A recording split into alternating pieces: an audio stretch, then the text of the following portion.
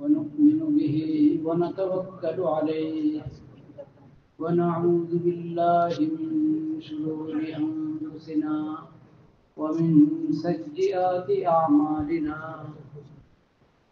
من يهده الله فلا مضل له ومن يضلل فلا هادي له وأشهد أن لا إله إلا الله وحده لا شريك له وأشهد أن محمدا عبده ورسوله اللهم صل على سيدنا ومولانا محمد النبي الأمي وعلى آله وصحبه وسلم تسليما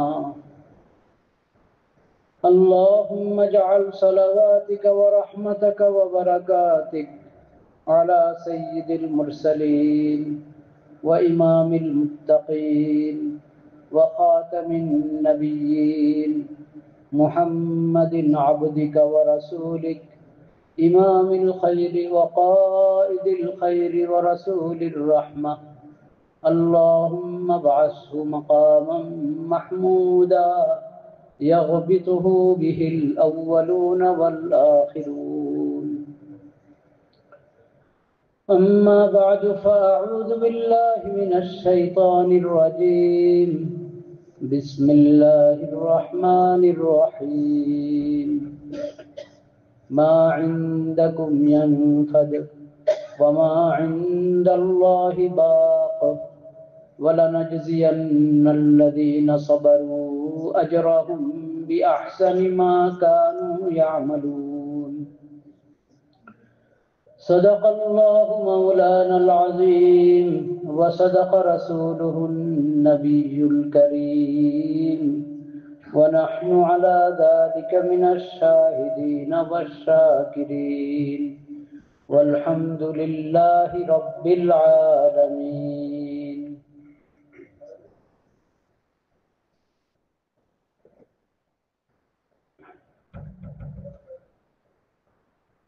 رب العالمین کا شکر ادا کرتا ہوں کہ اللہ تعالیٰ نے ہمیں ایک ایمانی مجلس میں بیٹھنے کی توفیق عطا فرمائی الحمدللہ اللہم ما امسا بی من نعمت او بأحد من خلقک فمنك وحدك لا شريك لك ولك الحمد ولك الشکر۔ اے اللہ اس شام کو میرے اندر آپ کے کسی بھی مخلوق کے اندر چھوٹی بڑی جتنی نعمتیں ہیں سب آپ کی طرف سے ہے، صرف اور صرف آپ کی طرف سے ہے، آپ کا کوئی شریک نہیں، سارا حمد آپ کے لیے، شکر آپ کے لیے۔ جو آدمی شام کو یہ دعا پڑھے گا، نبی کریم صلی اللہ علیہ وسلم نے فرمایا فقد ادا شکر لیلتہ، اس نے رات کا شکر ادا کیا۔ صبح کو اگر پڑھا اللہم ما اصبح بی من نعمت او بأحد من خلقی فمنک وحدک لا شریک لک فلک الحمد ولک الشکر۔ ایک ہی دعا، صبح کی دعا میں ما اصبح بی اور شام کی دعا میں ما امسا بی، امسا اور اصبح۔ صبح کو جو پڑھے گا فقط ادا شکر یوم ہی، نبی صلی اللہ علیہ وسلم نے فرمایا اس نے دن کا شکر ادا کر دیا۔ کتنی اہم دعا۔ تو یعنی آدمی ہر وقت شکر ادا کرے، لیکن خاص موقع میں شکر کی خاص اہمیت ہوتی ہے۔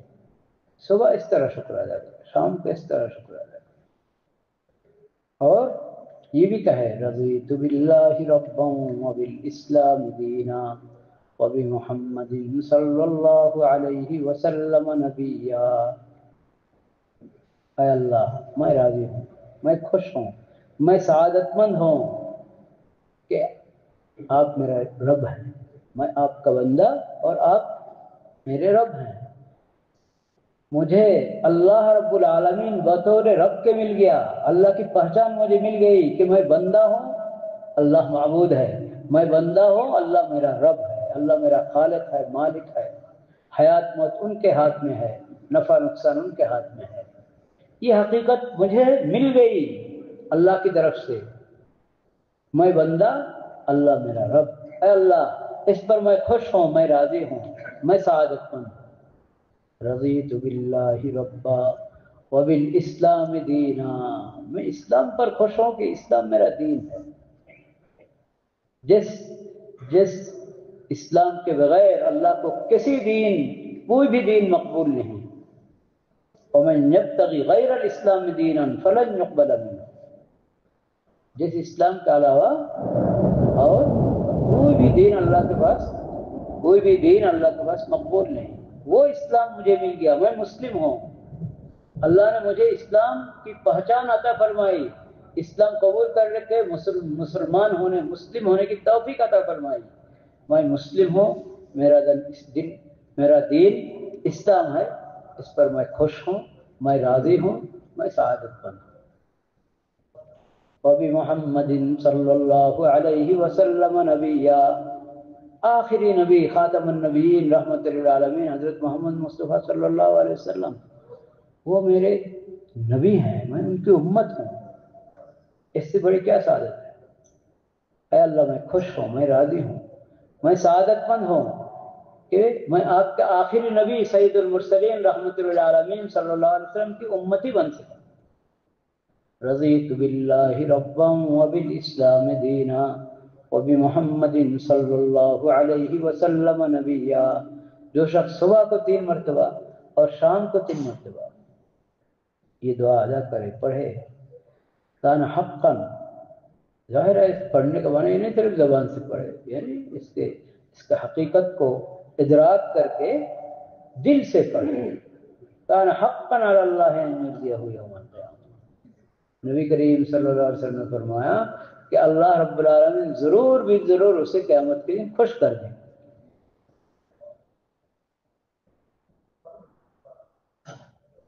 قیامت کے دن خوش کر دیں گے تو وہ تو ہے ہی، اس سے پہلے بھی اس کے فوائد مسلمان کو ملنا شروع ہو جاتا ہے۔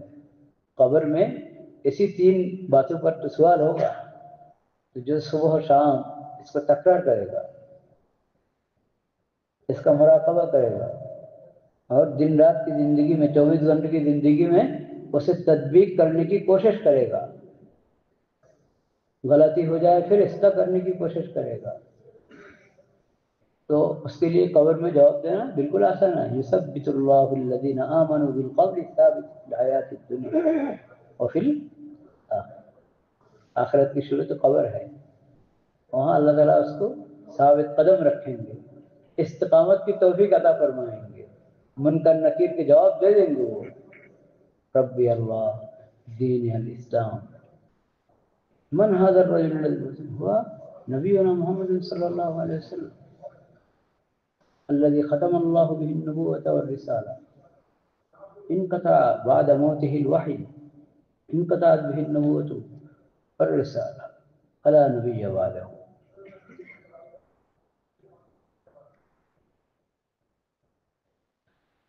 لا الہ الا اللہ، لا الہ الا اللہ۔ اب یہ جو صبح شام ہم مراقبہ کرتے ہیں، اللہ کا شکر ادا کرتے ہیں، کسی بھی وقت شکر ادا کرتے ہیں اسلام پر، اسلام کی نعمت ایسی ہے اس پر آدمی جتنا شکر ادا کرے کم ہے۔ ایک آدمی نے کہا کہ الحمدللہ علی نعمت الاسلام،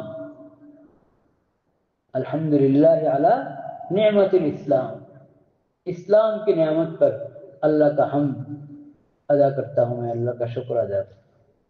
نبی کریم صلی اللہ علیہ وسلم نے سنا ان کی بات، الحمدللہ علی نعمت الاسلامی کا ہے، تو فرمایا لقد حمدت علی عظیم، لقد شکرت علی عظیم، تم نے بہت بڑی نعمت کا شکر ادا کیا، یہ کہا کر الحمدللہ علی نعمت الاسلام۔ جتنا بھی شکر ادا کرے بندہ اس پر کم ہے۔ دسترخوان کے بعد بھی ہم یہی کہتے ہیں نا، الحمدللہ الذی اطعمنا وسقانا وجعلنا مسلمین، اللہ نے ہمیں مسلمان بنایا، یہ ہم کہہ رہے ہیں کھانے کے بعد۔ یہ شکر بندہ سے مطلوب ہے، مومن ہونے پر، اس مسلم ہونے پر شکر ادا کرنا بندہ سے مطلوب ہے.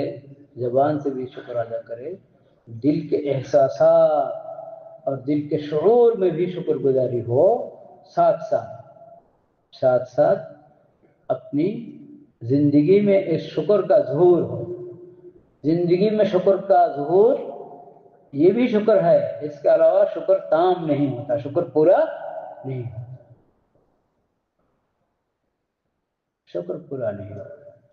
صبح کو تو میں نے شاہد بنایا اللہ کو، اللہم انی اصبحت اشہدک و اشہد حملۃ عرشک و ملائکتک و جمیع خلقک انک انت اللہ لا الہ الا انت وان محمدا عبدک لا شریک لک وان محمدا عبدک و رسولک. صبح کو میں نے اللہ کو شاہد بنایا، گواہ بنایا، اللہ کے سارے مخلوق کو، حاملین عرش کو، سارے فرشتوں کو گواہ بنایا. اللہ میں صبح کر رہا ہوں اس حالت میں کہ آپ کو میں گواہ بنا رہا ہوں، آپ کے فرشتوں کو، حاملین عرش کو، آپ کے سارے مخلوق کو گواہ بنا رہا ہوں اس بات پر کہ میں توحید کی شہادت دیتا ہوں، میں لا الہ الا اللہ کی شہادت دے رہا ہوں، میں محمد عبداللہ و رسولہ کی شہادت دے رہا ہوں. اس پر میں آپ کو گواہ بنا ہوں. 4 مرتبہ جو آدمی صبح یہ کہے گا اور شام کو 4 مرتبہ یہ کہے گا اللہم انی اصبحت کی جگہ صرف امسیت، بس یہ ایک فرق. اللہم انی امسیت، اب شام ہے ہم کہیں گے اللہم انی امسیت اشہدک و اشہد حملۃ عرشک و ملائکتک و جمیع خلقک انک انت اللہ لا الہ الا انت وان محمد لا شریک لک وان محمدا عبدک و رسولک. تو صبح شام ہم کو یہ سکھایا نبی کریم صلی اللہ علیہ وسلم نے، یہ دعا سکھائی اس طرح کہو. کیوں؟ ایمان بھی تازہ ہو، عہد بھی تازہ ہو، عہد بھی تازہ ہو، تو پورا دن یاد رہے، پوری رات یاد رہے میں تو اللہ کا بندہ ہوں، نبی کی امت ہوں، اور وہ بھی آخری نبی، رحمت للعالمین، سید المرسلین، امام الانبیاء، ان کی امت ہوں میں. ان کی سنت سے میں نہیں نکل سکتا، میں کسی بدعت کی طرف نہیں جا سکتا، میں کسی جاہلی طریقہ کی طرف نہیں جا سکتا. مجھے تو شریعت محمدیہ، سنت محمدیہ میں رہنا ہے. میں کسی شرک کی طرف جا نہیں سکتا، غیر اللہ کی طرف رجوع نہیں کر سکتا، اللہ کا ہو کر رہوں گا حنیفہ. اصبحنا علی فطرت الاسلام وعلی کلمت الاخلاص. شام کو کیا کہیں گے؟ امسینا علی فطرت الاسلام وعلی کلمت الاخلاص وعلی دین نبینا محمد صلی اللہ علیہ وسلم وعلی ملت ابینا ابراہیم حنیفا مسلما وما کان من المشرکین. جو حنیف بن کر رہوں گا، ایک اللہ کی طرف متوجہ ہو کر رہوں گا. تو یہ ایمان، یہ اسلام، یہ اللہ کی سب سے بڑی نعمت ہے، یہ اللہ نے ہمیں عطا فرمائی. ایمان لانا جس طرح فرض ہے، ایمان کا سیکھنا بھی فرض ہے، ایمانی زندگی اپنانا بھی فرض ہے.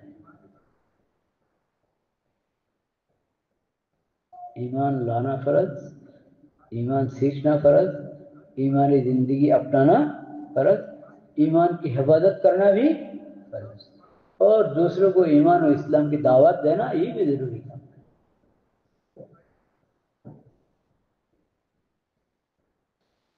ایمان سیکھنے کا کیا معنی ہے؟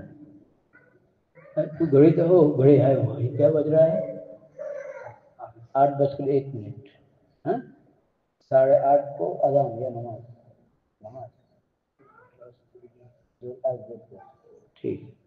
تو سارے ہم 8:20 تک ہیں یا 20:25 تک ہیں، اس کے بعد تشکیل ہو جائے، پھر اذان، پھر نماز. ٹھیک ہے انشاءاللہ. ایمان سیکھنا کیسے کہا جاتا ہے؟ انشاءاللہ 20 منٹ میں اللہ تعالیٰ چاہیں تو 20 گھنٹہ کی بھی برکت دے سکتا ہے، ایسی کوئی بات نہیں ہے انشاءاللہ.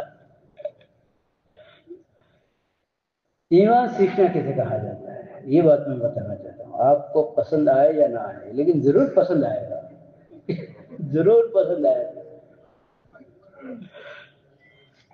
ایمان سیکھنا کیسے کہا جاتا ہے؟ ایمان سیکھنے کے معنی یہ ہے، ایمان کے کتنے شعبے ہیں؟ 60-70 سے زیادہ شعبے ہیں نا ایمان کے. ایک ایک شعبہ کر کے سارے شعبوں کا علم حاصل کرنا ضروری ہے. صرف ایک بات کہ مخلوق سے یقین ہٹا کر خالق پر یقین جماؤ، خالق سے ہونے کا یقین، مخلوق سے نہ ہونے کا یقین، یہ ایمان کی سینکڑوں باتوں میں سے ایک بات ہے، بہت بہت اہم بات ہے، بہت اہم بات ہے، بہت مؤثر بات ہے۔ اس ایک بات کو اگر دل میں جم جائے یہ ایک بات، تو اس سے بہت فائدہ ہوتا ہے، اس میں کچھ حق نہیں ہے۔ لیکن ایمان سیکھنے کی بات اگر آپ کریں گے تو ایمان سیکھنے میں یہ سینکڑوں بات کی ایک بات ہے۔ ایمان کے سارے شعبوں کو سیکھنا پڑے گا۔ ایمان سیکھنے کا کیا معنی ہے؟ ایمان سیکھنے کا معنی ہے کہ اللہ نے جو کچھ فرض کیا، فرائض، وہ جاننا پڑے گا کتنے ہیں فرائض، 10 20 30، 100 200 500 کتنے ہیں؟ گن کر عادت بتانا تو فرض نہیں ہے، لیکن یہ کہ آپ کو معلوم تو ہونا پڑے گا فلاں چیزیں فرض ہے۔ تو ایک دو نہیں ہے، 50 60 نہیں ہے۔ اللہ کے فرائض، اللہ نے جو فرض کیا قرآن میں یا حدیث میں، اسلامی شریعت میں، فرائض اور واجبات کی تعداد ایک دو نہیں، 250 ہے۔ فرائض کا علم، اللہ نے کیا فرض کیا اور اس فرض کو کیسے ادا کرنا ہے، اس کا علم سیکھنا ایمان سیکھنے کا حصہ ہے۔ یہ اپنا نہ سیکھا تو ایمان سیکھنا نہیں ہوا۔ ممکن ہے بعض ساتھی کو یہ بات نہیں ہو سکتا ہے بعض ساتھی کو یہ بات نہیں ہے، لیکن یہ بات پکی ہے، یہ بات پکی ہے۔ فرائض کا علم، محرمات کا علم، محرمات، اللہ نے کیا کیا حرام کیا، اللہ نے کیا کیا حرام کیا، یہ کبیرہ گناہ صغیرہ گناہ سب حرام ہے، بہت بڑا، کوئی بڑا حرام کوئی چھوٹا حرام، ناجائز، جو بھی کہیں چھوٹا اور بڑا حرام تو حرام ہے، ناجائز ہے، ناجائز۔ اللہ نے کیا حرام کیا یہ پتہ ہونا ہوگا مجھے۔ حقوق، اللہ نے کس کا کیا حق ثابت کیا، ماں کا کیا حق ہے بیٹا پر، اور بیٹے کا کیا حق ہے ماں پر، اسی طرح کہتے رہیے، والدین، ذوی الارحام، وہ اقارب جن کا رشتہ، خاص رشتہ، خون کا رشتہ، رحم کا تعلق جن سے ہے، دوسرے اقارب، سارے مسلمان، حقوق ہیں ایک کے دوسرے پر، ایک کے دوسرے پر حقوق ہیں۔ تو یہ حقوق، اس کا علم حاصل کرنا فرض ہے۔ حقوق اللہ، حقوق العباد، حقوق الاسلام، اسلام کی تعلیم کردہ حقوق۔ اسلام نے تو بہائم کے بھی حقوق رکھے نا، بہائم کے حقوق۔ حکیم الامت تھانوی رحمۃ اللہ نے جس طرح حقوق الوالدین، حقوق اللہ، حقوق العباد مختلف عنوانوں سے لکھا، حقوق الاسلام کے نام سے لکھا، اسی طرح حضرت نے ارشاد الحائم الی حقوق البہائم اس نام پر رسالہ لکھا، ارشاد الحائم الی حقوق البہائم، بہائم کے حقوق، اللہ کا سارے مخلوق کے حقوق، حقوق کا علم مجھے حاصل کرنا ضروری ہے۔ اب یہ اگر ایک جملہ میں کہنا چاہتے ہیں تو فرض عین علم حاصل کرنا، اس کا معنی ہے ایمان سیکھنا۔ ایمان سیکھنے کا معنی کیا ہے؟ فرض عین علم حاصل کرو۔ فرض عین علم کا وہ حصہ، لیکن وہ بالکل چھوٹا نہیں، بڑا، علم کا وہ بڑا حصہ جس کا سیکھنا ہر مسلمان پر، مرد و عورت، ہر پیشہ والا، ہر صنف کے آدمی، ہر پیشہ کے آدمی، سب پر علم کا وہ بڑا حصہ جو ان کو ہر ایک پر سیکھنا فرض ہے، اس کو کہا جاتا ہے فرض عین علم، اس کو کہا جاتا ہے فرض عین علم۔ یہ فرض عین علم سیکھنے کا معنی ہی ہے ایمان سیکھنا، اس کا معنی ایمان سیکھنا۔ تو یہ اب عقائد میں بھی ہے، عقائد کا علم سیکھو، عقائد نہ سیکھ، اگر عقائد اچھی طرح نہیں سیکھتا ہے آدمی تو کوئی قادیانی بن جاتا ہے، قادیانیوں کی دعوت پر، شکیلیوں کی دعوت پر شکیلی بن جاتا ہے، اہل قرآن اور منکرین حدیث کی دعوت پر منکر حدیث بن جاتا ہے، کوئی متجدد بن جاتا ہے، مادی افکار اس پر آ جاتا ہے، دہریہ اور ملحدین کی گمراہ کن دعوت سے وہ ملحد ہو جاتا ہے، زندیق ہو جاتا ہے، دہریہ ہو جاتا ہے۔ کیوں؟ عقائد کا صحیح علم نہیں سیکھا۔ پورے اسلامی عقائد کو اچھی طرح دلیل کی روشنی میں سیکھنا پڑے گا، اتنا علم عقائد کا ہونا ضروری ہے، ایک ایک عقیدہ سے متعلق آدمی سمجھ سکے کہ فلاں بات اس عقیدے کے خلاف ہے، فلاں بات اس اسلامی عقیدے کے کیا ہے خلاف ہے۔ ہمارے سماج میں جو لوگ اس طرح کی باتیں کرتے ہیں نا، یہ باتیں بالکل کفری باتیں ہیں، یہ تو ہمارے اسلامی عقیدہ فلاں عقیدہ سے بالکل برخلاف ہے۔ ایسے کہہ سکے، ایسے کہہ سکے فلاں کام فلاں بات اسلامی عقیدہ کے خلاف ہے، اسلامی تعلیمات کے خلاف ہے۔ اسلامی عقائد کے خلاف باتیں، خلاف کام آپ کو پتہ چل جائے جب دیکھیں گے سنیں گے۔ اس قدر علم عقیدے کا سیکھنا ہر مسلمان پر فرض ہے۔ میں دلیل دے رہا ہوں، بتا رہا ہوں، ایک دلیل کو میں بتاؤں گا انشاءاللہ۔ آپ کہیں گے کہ وہ سب کو مولانا بنانا چاہتے ہیں، ایسا نہیں، مولانا بولنا بہت دور کی بات ہے۔ ہم تو اپنے کو مولانا کہنے میں آج سمجھتے ہیں، مولانا کے لفظ کی توہین سمجھتے ہیں، اس مولوی کا اگر تم مولانا کہو، مولانا اتنا سستا نہیں ہے کہ میں سب کو مولانا بنانا چاہوں۔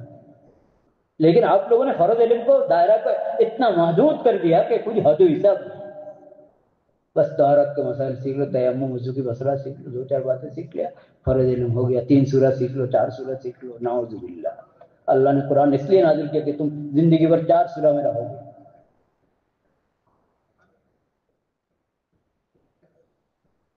عقیدہ کا علم، نبی کریم صلی اللہ علیہ وسلم کی سیرت کا علم،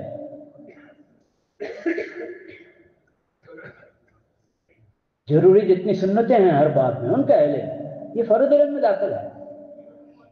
اور عبادات، معاشرات، معاملات، لین دین، حلال حرام کا مسئلہ، کمائی کس طرح حلال ہو، رزق کس طرح حلال ہو، خرچ کرنا کس طرح حلال ہو، یہ تو ایسا مسئلہ ہے کہ جس پر سب کچھ موقوف ہے۔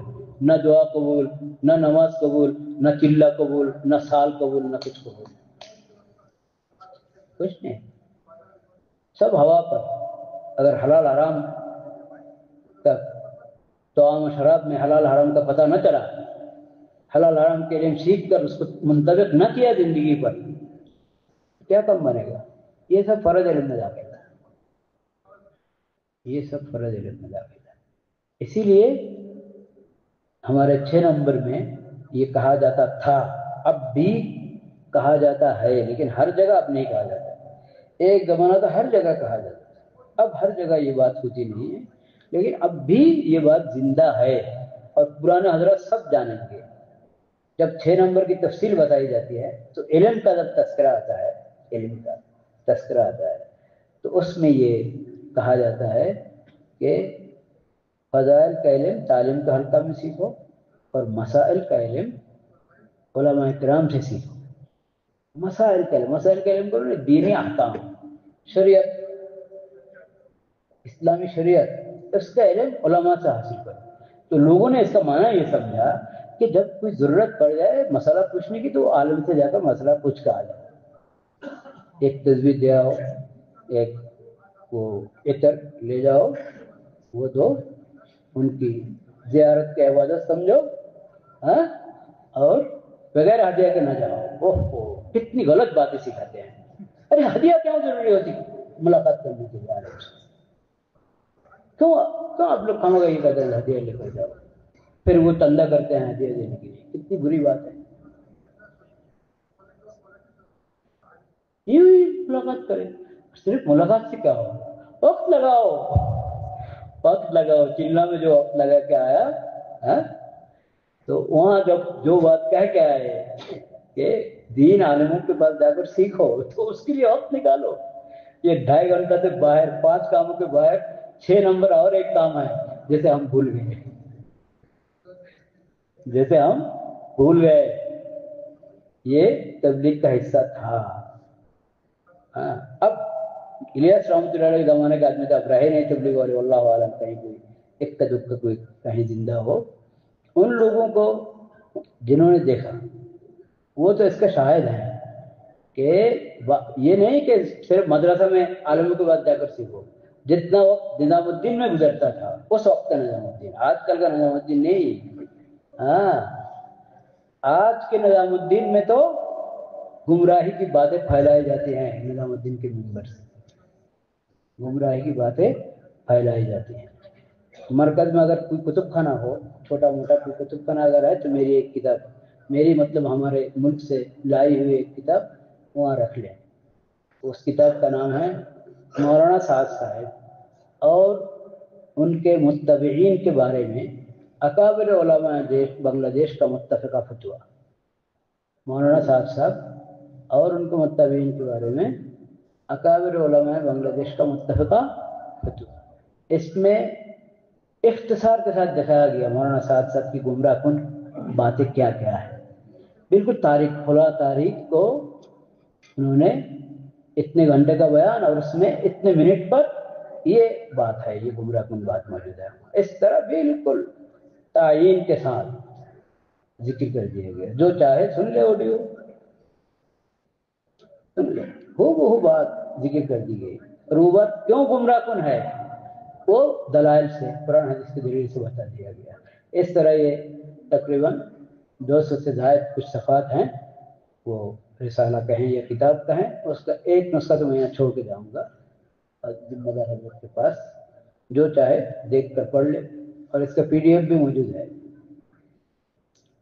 یہ جن کو تردد ہے ان کو پڑھ لینا چاہیے، جن کو تردد نہیں ہے الحمدللہ علماء، یہاں کے علماء اور اکابر کی جو رہنمائی ہے، راہبری ہے اور ان کا جو فتویٰ ہے اس پر جن کا اعتماد ہے الحمدللہ، جن کو پھر بھی تردد موجود ہے یا یہ خامخواہ تردد پیدا کرنا چاہتا ہے خامخواہ، ان لوگوں کے لیے یہ اچھا ہے، یہ صلاح پڑھ لے، وہ تو دیکھے کہ کتنی گمراہیاں پھیلائی جاتی ہیں وہاں سے۔ یہ ایسا نہیں کہ بعض لوگ سمجھتے ہیں کہ ایسے اختلاف ہے جیسے وہ ہوتا ہے طریقہ کار کا اختلاف ہے۔ کسی نے کہا یہ کیا ہے؟ طریقہ کار کا اختلاف۔ طریقہ کار کا اختلاف کیسے کہتا ہے پتہ ہے آپ کو؟ طریقہ کار کا اختلاف یہ ہے کہ آپ وہاں سے کہاں سے دربند سے یہاں آ رہے ہیں، آپ کے علاقے میں دربند سے آ رہے ہیں، کیسے؟ کوئی گاڑی سے آ گیا، دیکھو آج یہ مولانا محمد آقو مفتی آقو آ گئے گاڑی سے، اور ہم دربند سے ہوائی جہاز پر آئے، کسی اور نے ٹرین ہے دربند سے یہاں ٹرین میں آ گئے، ہاں کوئی بس پہ آ گیا، اسے کہتا ہے طریقہ کار کے اختلاف۔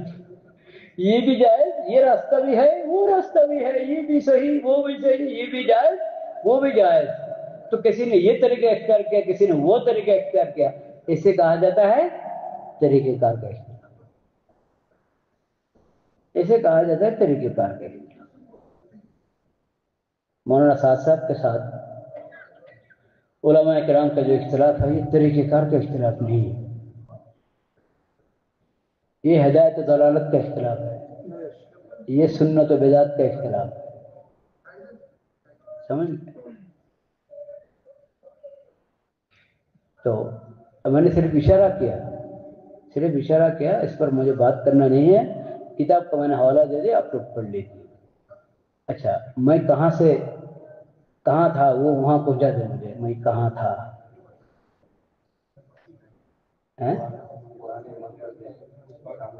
ہاں، یہ اس کو کہتا ہے ٹھکانے پر پہنچانا۔ پرانے حضرات جو حضرت مولانا الیاس رحمۃ اللہ علیہ کے زمانے میں، ان کو جنہوں نے دیکھا ان سے سنیے، ان حضرات سے سنیے، جیسا حضرت مولانا ابراہیم جرات صاحب اور محمد حضرات ہیں ان سے سنیے، وہ کہیں گے کہ اس وقت، اور میں بھی ایسے حضرات کے شاگرد ہوں، ہمارے استاد حضرت مولانا محمد عبدالرشید نعمانی رحمۃ اللہ علیہ نے بالکل خالص علمی کام، بہت مشکل علمی کام میں مصروف جب تھے تب انہوں نے سال لگایا حضرت مولانا الیاس رحمۃ اللہ علیہ کے حیات میں، اور اس وقت حضرت جی مولانا یوسف رحمۃ اللہ علیہ انہوں نے بھی فارغ ہو کر تبلیغ کے کام میں نہیں لگا تھا، ہمارے لاہور لکھتے تھے، اس زمانے کا قصہ ہے، حضرت مولانا عبدالرشید نعمانی نے سال لگایا تھا، اس زمانے کا قصہ میں آپ کو بتا رہا ہوں کہ حضرت مولانا الیاس رحمۃ اللہ علیہ کو خط لکھا گیا کہ فلاں کالج میں چھٹی ہوئی تو ہم جماعت تیار ہے، بھیجنا چاہتے ہیں، حضرت ہم نے اپنے بھیجو، یہاں جو لوگ ہیں موجود ان کو ہم، ان کی تعلیم و تربیت ہمارے لیے مشکل ہو رہا ہے، اپنے سنیے دیکھیے حالت، بھیجنے میں کیا اختلاف ہے، تشکیل کر دو گے، وہ کہتے ہیں کہیں بھیج دو تو قصہ ختم، لیکن اس وقت اس سے زیادہ توجہ دیتے تھے کہ جو آئے کچھ سکھا تو دے ہو، یہ نہیں بس کہہ دیا سیکھ لو، نہیں نغد سکھاؤ، علماء کرام سکھاتے تھے۔ تو چاہے عالم ہو یا عالم سے اچھی طرح سیکھ لی ہو بات پکی طور پر، ایسے سکھا اور متقن معتمد لوگ وہ سکھائیں، نغد سکھا دے۔ تو اب نغد اگر نہ سکھائے تو جاؤ تو صحیح، جا کے سیکھو، جیسے کہا کہ بھائی عالموں سے سیکھو تو عالموں کی جگہ سیکھو، یہ نہیں کہ صرف ہدیہ دے کے آ جاؤ، یہ نہیں کہ دعا مانگ کے آ جاؤ، ایسا نہیں۔ علم و ذکر، اسی لیے 6 نمبر میں کیا ہے؟ علم و ذکر، اور علم و ذکر دونوں کو ایک ساتھ رکھا گیا، دوسری چیزیں الگ الگ ہے، اس کو ایک ساتھ رکھا ہے۔ علم اور ذکر کیوں ایک ساتھ رکھا ہے؟ علم بلا ذکر اس میں نور نہیں آتا، اور ذکر بلا علم اس میں ہدایت نہیں ہوتی، اس لیے علم و ذکر دونوں کو ایک ساتھ رکھا حضرت مولانا الیاس رحمۃ اللہ علیہ۔ تو یہ علم و ذکر ایسا ہے کہ آپ کلمہ سے لے کر 6 نمبر جو بھی کہیں اوپر ادھر، علم و ذکر سے ادھر، علم و ذکر سے ادھر، جتنی چیزیں ہیں سب میں علم و ذکر کی ضرورت ہے۔ سب میں کس کی ضرورت ہے؟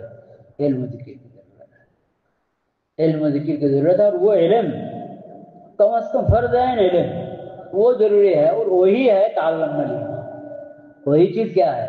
تعلم۔ اس پر ایک حدیث کہہ کر میں بات ختم کرتا ہوں انشاءاللہ۔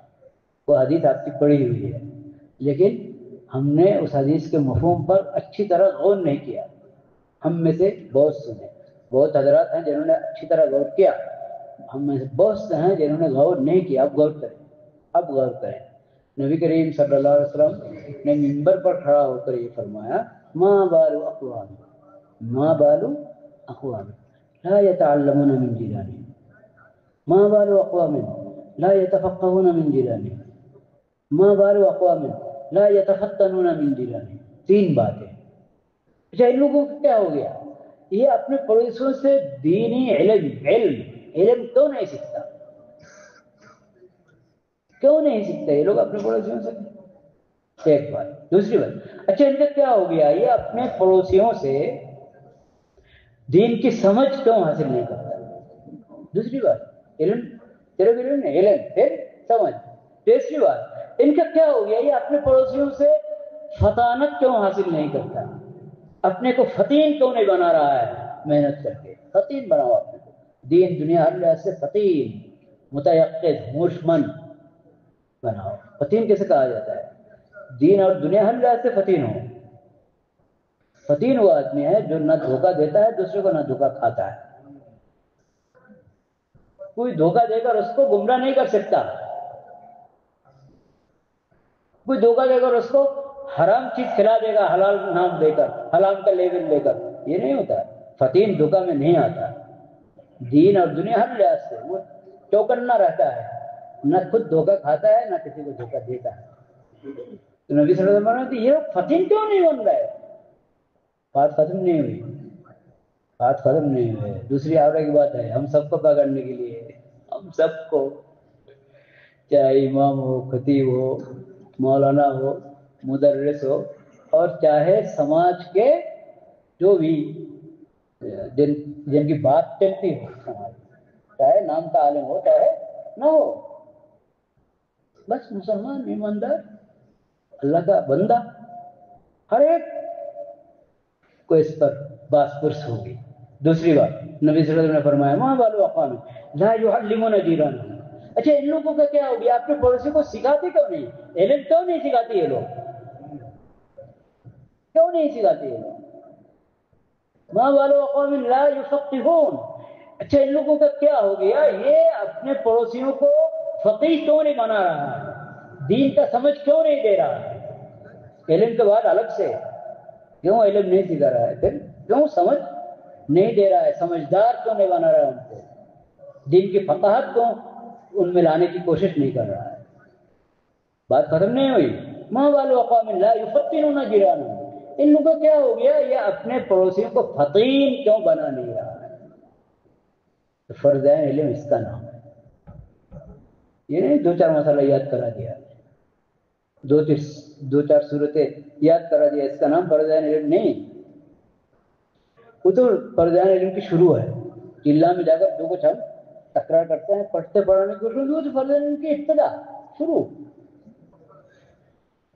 تو فرضان علم مقدار میں بھی بڑا ہے معیار میں بھی بڑا ہے. کہو سبحان اللہ. فرضان علم مقدار میں بھی بڑا معیار میں بھی بڑا. مقدار تو سارے فرائض و واجبات، سارے حقوق، سارے عقائد، معاملات کے مسائل، حلال حرام، ناجائز جائز ناجائز کے مسائل، مقدار میں بھی بڑا.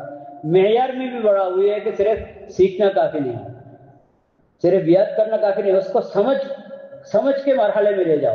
اتنی محنت کرو کہ وہ تمہارے اندر حکمت پیدا ہو جائے، فقاہت پیدا ہو جائے اس کا. آگے اور بڑھو اس علم کو، اس فقاہت کو. سمجھدار جو لوگ ہیں ان کی نگرانی میں، ان کی صحبت میں رہ کر اس کو اور پختہ کرو تاکہ تم فتیم بن جاؤ، تاکہ تم فتیم بن جاؤ. اللہ تعالیٰ ہمیں اس کا علم عطا فرمائے، فرضان علم کا اہتمام کرنے کی توفیق عطا فرمائے. فرضان علم پورا ہو، اس میں نماز سیکھنا، قرآن سیکھنا. قرآن سیکھے بغیر نماز کیسے پڑھے گا؟ نماز کے لیے بھی قرآن سیکھنا چاہیے، اور قرآن سیکھنا مسلمان پر یوں بھی فرض ہے، آخری نبی پر آخری کتاب. آخری نبی پر اللہ تعالیٰ نے آخری کتاب نازل فرمائی، آخری شریعت نازل فرمائی. اس شریعت کے علم سیکھو، قرآن کے علم سیکھو. یہ سب فرض علم میں داخل ہے. فرض علم جب سیکھنا ہوگا تب ایمان سیکھنا ہوگا. ابھی اگر آپ 5 چلے میں سیکھیں الحمدللہ. ہر سال چلا لگا رہے ہیں، صرف چلا میں اگر سیکھو تو بہت دیر ہو جائے گی فرض علم سیکھنے میں. چلا میں بھی سیکھے، چلا سے واپس آ کر بھی سیکھے. چلا جائے مدرسہ میں جا کر کہے یا یہاں یہ درخواست دے، پھر تاکہ یہ رائے گنج کے مشورہ میں آئے، پھر گجرات کے مشورہ میں آئے اور منظور ہو جائے. درخواست دے تو حضرت ہم چلا کے لیے باہر تو جاتے ہیں، پھر واپس آتے ہیں. واپسی کے بعد ہمیں واپسی ہدایت دے کر آپ گھر بھیج رہے ہیں. تو اب جب گھر جا کر ہم 5 کام ضرور کریں گے، آپ کی ہدایت کے مطابق ضرور چلیں گے، لیکن ہم چاہتے ہیں یہاں بیٹھا بیٹھا ایک چلا اور لگائے. یہاں بیٹھا چلا بھی چلا ہے نہیں. نبی کریم صلی اللہ علیہ وسلم نے جس طرح صحابہ کرام، خود نبی صلی اللہ علیہ وسلم اور صحابہ کرام سفر کرتے تھے، جہاد کا سفر، قتال فی سبیل اللہ کا سفر، حج کا سفر، صحابہ کرام کو تعلیم کے لیے بھیجتے تھے. اس طرح کے جو اسفار ہوتے تھے، اسی طرح جم کر مدینہ میں، جم کر مکہ میں، جم کر دین سیکھنا سکھانا ہوتا تھا. یہ بھی ہماری تاریخ کا ایک حصہ ہے، یہ ہماری تاریخ کا حصہ ہے. تو ہم چلا باہر لگائیں گے الحمدللہ، وہ بھی سنت طریقہ ہے، نبوی طریقہ ہے، صحابہ کا طریقہ ہے. اس طرح جم کر سیکھنا یہ بھی صحابہ کا طریقہ ہے، یہ بھی نبی علیہ السلام کا طریقہ ہے. تو ہم جم کر چلا لگائیں گے، ہمیں سکھانے کا انتظام کرتے ہیں. یہ خروج کا چلا اور جمنے کا. خروج کا چلا اگر ہر چلا میں عالم ہو الحمدللہ، نہ ہو پرانے ساتھی ہو ٹھیک ہے، لیکن جم کر جو چلا لگایا جائے گا اس میں سکھانے والا عالم ہونا شرط ہے. آس پاس جو مدارس ہیں ان سے ایک عالم فجر کے بعد 1 گھنٹہ وقت دے، ظہر کے بعد 1 گھنٹہ، عصر کے بعد 1 گھنٹہ، مغرب کے بعد 1 گھنٹہ، عشاء کے بعد 1 گھنٹہ. اس طرح 5 گھنٹہ 5 شفٹ میں یہ جمع ہوئے لوگ سیکھیں گے اور آس پاس کے لوگ آ کر سیکھیں گے. یہ انتظام ہونا چاہیے. ہر مدرسہ والوں کے بعد بھی ہم یہ درخواست کریں، ہم یعنی ہم مسلی آس پاس کے لوگ، ہم درخواست کریں گے ان کے پاس، حضرت ہمیں ایک استاد کا انتظام کر دیں، جگہ کا انتظام کر دیں. بس جگہ تو مسجد ہے ہی، اور الگ گھر کا انتظام ہو جائے تو وہ بھی ٹھیک ہے، وہ بھی ٹھیک ہے، وہ غلط نہیں ہے. جیسے مولانا صاحب کی طرف نہ کہنا کہ مسجد سے باہر سیکھے تو اس میں نور نہیں آئے گا، اس میں نور نہیں آئے گا.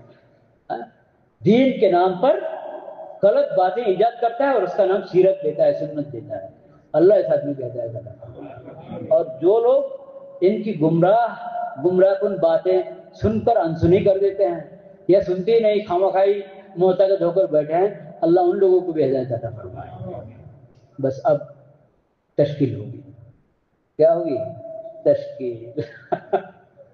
تشکیل کو نہ ڈرو، تشکیل کو نہ ڈرو، بلکہ خود تشکیل ہو جاؤ.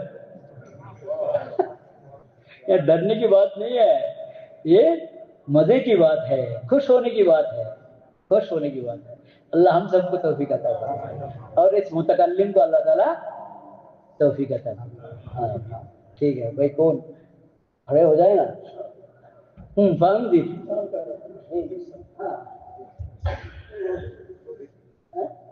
ماشاء اللہ. چلو بھائی ماشاء اللہ نیت کرو بھائی انشاءاللہ. سب نے بات سنی ماشاء اللہ. یہ ذمہ داری حضرت مولانا ابراہیم صاحب حضرت مفتی صاحب تشریف لائے ماشاء اللہ. اور حضرت مفتی صاحب اس کام میں ماشاء اللہ ہمارے بڑے ہیں. انہوں نے کہا کہ تشکیل خوشی سے یعنی ہاں ہم نے سنا وہ کہتے بیان آسان تشکیل مشکل. سب نیت کرو انشاءاللہ. جیسا کہ باہر جا کر بھی محنت کرنا ہے, اپنے مقام میں بھی محنت کرنا ہے, اپنے مسجد میں بھی انشاءاللہ, ہمارے گھروں میں بھی. آج ہمارے گھروں میں بھی وہ نکل چکا. سب تیار ہے نہیں انشاءاللہ. اللہ تعالیٰ ہر ایک کو قبول فرمائے انشاءاللہ. اپنے اپنے خود کی تشکیل کرو, اپنے اپنے مسجد میں انشاءاللہ سے روزہ گشت, ہمارے ساتھیوں کے ساتھ گشت, اور ان کو سکھاؤ بھی. حضرت مولانا ابراہیم بہت زور دیتے کہ نکلو نکالو صرف نہیں, نکلو اور نکالو کے ساتھ دین سیکھو اور دین سکھاؤ, جیسا حضرت نے فرمایا. سب تیار انشاءاللہ. اللہ تعالیٰ ہر ایک کو قبول فرمائے.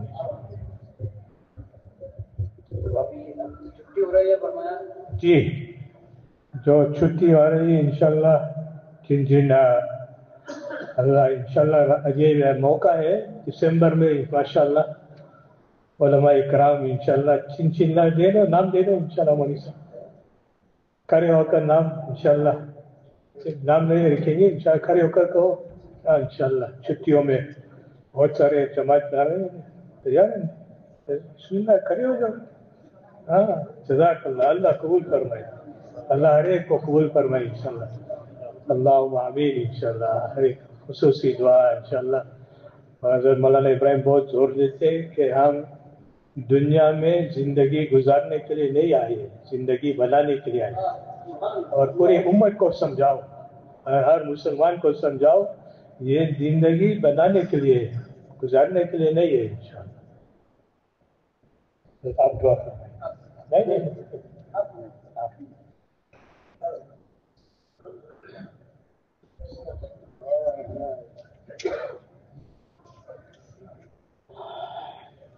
درود شریف استغفار.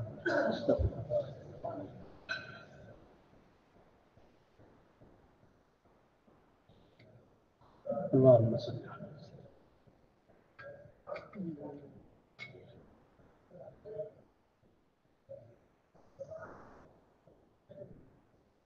10 مرتبہ سبحان اللہ, 10 مرتبہ الحمدللہ, 10 مرتبہ اللہ اکبر.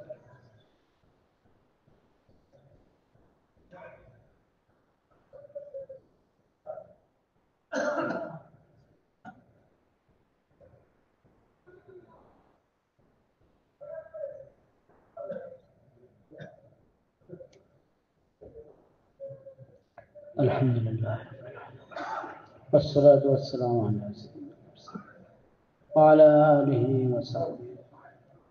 ربنا ظلمنا أنفسنا وإن لم تغفر لنا وترحمنا لنكونن من الخاسرين. ربنا آتنا في الدنيا حسنة وفي الآخرة حسنة وقنا عذاب النار. ربنا لا تزغ قلوبنا بعد إذ هديتنا وهب لنا من لدنك رحمة إنك أنت الوهاب. ربنا اغفر لنا ولإخواننا الذين سبقونا بالإيمان ولا تجعل في قلوبنا غلا للذين آمنوا ربنا إنك رؤوف رحيم.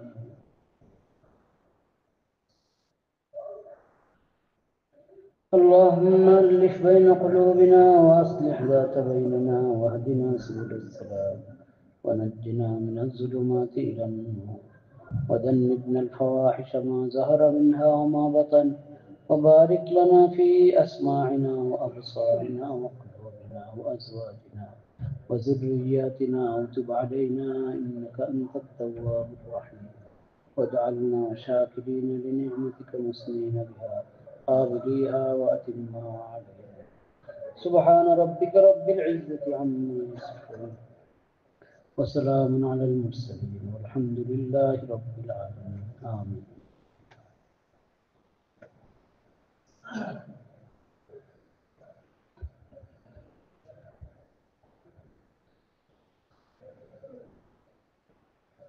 یہ اوزان ہوگا